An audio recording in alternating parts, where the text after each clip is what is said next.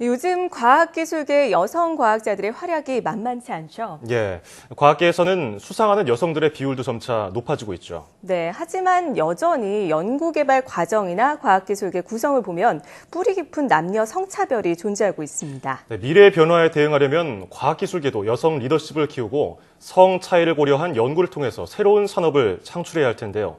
신경훈 기자가 짚어봤습니다. 시속 43km로 달리는 자동차가 벽을 들이받습니다. 차에 타고 있는 사람 모형인 더미들이 모두 큰 충격을 받고 앞으로 쏠립니다. 사람이 받는 충격을 알아보는 데 쓰이는 더미는 성인용과 유아용으로 나뉩니다. 그런데 체형을 보면 대부분 남성을 기준으로 만들어져 있습니다.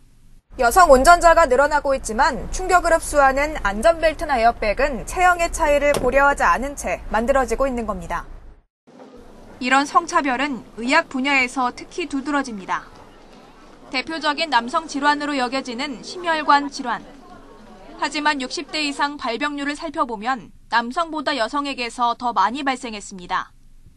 특히 80대 이상 여성 환자는 남성 환자의 3배 가까이 됩니다. 남성암으로 대표되는 대장암도 마찬가지입니다. 65세 이상 여성의 대장암 발병 비율을 보면 남성과의 격차가 크게 줄어듭니다.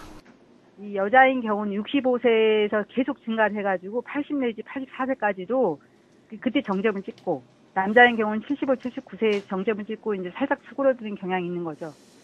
신약에 대한 임상도 남성 위주로 진행되다 보니 부작용이 잇따라 보고되고 있습니다.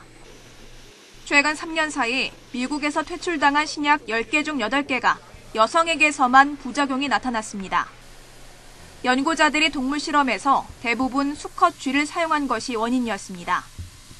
주기적으로 호르몬의 변화가 일어나는 여성의 신체 특성이 고려되지 않아 부작용으로 이어진 겁니다.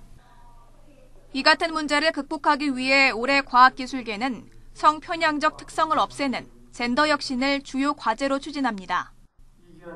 성결함이 없는 연구 개발을 위해 법과 제도를 정비하고 더 나아가 젠더 혁신을 통해 새로운 시장을 창출합니다.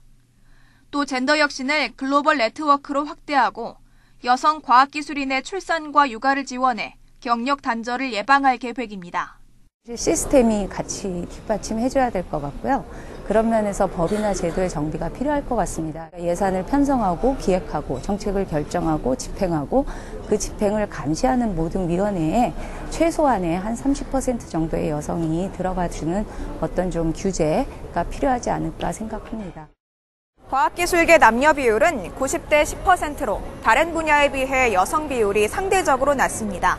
따라서 여성 연구 책임자 확대와 신규 여성 인력 채용을 통해 성 불균형을 해소해 나간다는 방침입니다. YTN 사이언스 신경훈입니다.